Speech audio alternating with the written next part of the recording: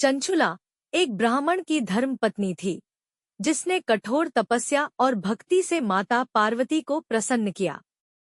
एक दिन परमानंद में निमग्न हुई चंचुला ने उमादेवी के पास जाकर प्रणाम किया और दोनों हाथ जोड़कर वह उनकी स्तुति करने लगी। चंचुला बोली, गिरिराजनंदिनी, स्कंदमाता उमे, मनुष्यों ने सदा आपका सेवन किया है।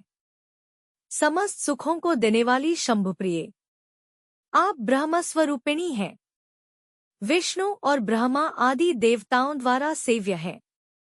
न आप ही सगुणा और निर्गुणा है, तथा आप ही सूक्ष्मा सच्चिदानंद स्वरूपिणी आद्या प्रकृति है। आप ही संसार की सृष्टि, पालन और संहार करने वाली हैं। तीनों गुणों का आश्रय भी आप ही है। ब्रह्मा, विष्णु और महेश्वर, इन तीनों देवताओं का आवास स्थान तथा उनकी उत्तम प्रतिष्ठा करने वाली पराशक्ति आप ही है। निष्पाप गिरिराज कुमारी, मेरे पति बिंदुग इस समय कहाँ है? उनकी कैसी गति हुई है यह मैं नहीं जानती। कल्याणमयी दीनवत्सले, मैं अपने उन पतिदेव से जिस प्रकार संयुक्त हो सकूं, वैसा ही उपाय कीजिए। महेश्वरी, महादेवी, मेरे पति एक शूद्र जातीय वेश्या के प्रति आसक्त थे और पाप में ही डूबे रहते थे। उनकी मृत्यु मुझसे पहले ही हो गई थी। न जाने वे किस गति को प्राप्त हुए। गिरिजा बोली, बेटी, तुम्हारा बिंदुग नाम वाला पति बड़ा पापी था। उसका अंतःकरण बड़ा ही दूषित था। वेश्या का उपभोग करने वाला वह महामूढ़ मरने के बाद नरक में पड़ा। अगणित वर्षांतक नरक में नाना प्रकार के दुख भोग कर वह पापात्मा अपने शेष पाप को भोगने के लिए विंध्य पर्वत पर पिशाच हुआ है। इस समय वह पिशाचावस्था में ही है और नाना प्रकार के क्लेश उठा रहा है। वह दुष्ट वहीं वायु पीकर रहता और सदा सब प्रकार के कष्ट सहता है। गौरी देवी की यह बात सुनकर उत्तम व्रत का पालन करने वाली चंचुला उस समय पति के महान दुहक से दुहखी हो गई। फिर मन को स्थिर करके उस ब्राह्मण पत्नी ने व्यथित हृदय से महेश्वरी को प्रणाम करके पुनः पूछा, महेश्वरी, महादेवी, मुझ पर कृपा कीजिए और दूषित कर्म करने वाले मेरे उस दुष्ट पति का अब उद्धार कर दीजिए। देवी, कुत्सित बुद्धि वाले मेरे उस पापात्मा पति को किस उपाय से उत्तम गति प्राप्त हो सकती है, यह शीघ्र बताइए। पार्वती ने कहा, तुम्हारा पति यदि शिव पुराण की पुण्य में उत्तम कथा सुने तो सारी दुर्गति को पार करके वह उत्तम गति का भागी हो सकता है। अमृत के समान मधुर अक्षरों से युक्त गौरी देवी का यह वचन आदरपूर्वक सुनकर चंचुला ने हाथ जोड़ मस्तक झुकाकर उन्हें बारंबार प्रणाम किया और अपने पति के समस्त पापों की शुद्धि तथा उत्तम गति की प्राप्ति के लिए पार्वती देवी से यह प्रार्थना की कि मेरे पति को शिवपुराण सुनाने की व्यवस्था होनी चाहिए। उस ब्राह्मण पत्नी के बारंबार प्रार्थना करने पर शिवप्रिया गौरी देवी को बड़ी दया आई। उन भक्तवत्सला महेश्वरी कीर्ति का गान करने वाले गंधर्वराज तुम्बुरु को बुलाकर उनसे प्रसन्नतापूर्वक इस प्रकार कहा, तुम्बुरु, तुम्हारी भगवान शिव में प्रीति है।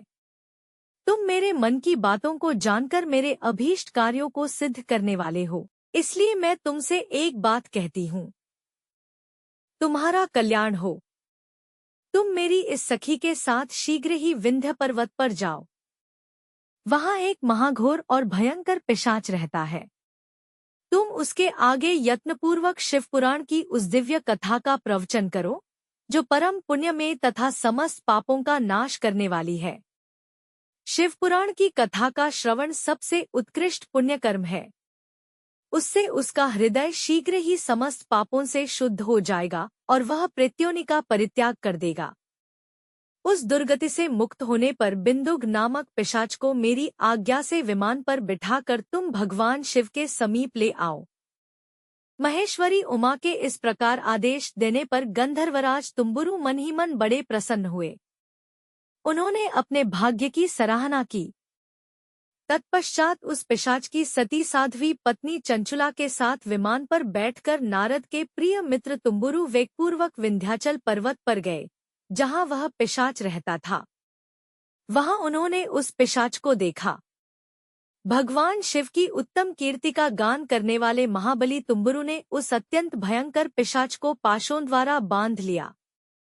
तदंतर तुम्बुरु ने शिवपुराण की कथा बांचने का निश्चय करके महोत्सवयुक्त स्थान और मंडप आदि की रचना की। इतने में ही संपूर्ण लोकों में बड़े वेग से यह प्रचार हो गया कि देवी पार्वती की आज्ञा से एक पिशाच का उद्धार करने के उद्देश्य से शिवपुराण की उत्तम कथा सुनाने के लिए तुम्बुरु विंध्य पर्वत पर गए हैं। फिर तो उस कथा को सुनने के लोभ से बहुत से देवर्षि भी शीघ्र ही वहां जा पहुंचे। आदरपूर्वक शिवपुराण सुनने के लिए आए हुए लोगों का उस पर्वत पर बड़ा अद्भुत और कल्याणकारी समाज जुट गया। फिर तुम्बुरु ने उस पिशाच को पाशों से बांधकर आसन पर बिठाया और हाथ में वीणा लेकर गौरी पति की कथा का गान आरंभ किया। उस परम पुण्यमय शिवपुराण को सुनकर उस पिशाच ने अपने सारे पापों को धोकर उस पैशाचिक शरीर को त्याग दिया। फिर तो शीघ्र ही उसका रूप दिव्य हो गया, अंगकांति गौरवर्ण की हो गई। शरीर पर श्वेत वस्त्र तथा सब प्रकार के पुरुषोचित बैठकर सुखपूर्व प्रियतमा के पास आकाश में स्थित हो बड़ी शोभ पाने लगा। आभूषण उसके अंगों को उद्भासित करने लगे। वह त्रिनेत्रधारी चंद्रशेखर रूप हो गया। इस प्रकार दिव्य देहधारी होकर श्रीमान बिंदुक अपनी प्राणवल्लभा चंचुला के साथ स्वयं भी पार्वती वल्लभ भगवान शिव का गुणगान करने लगा।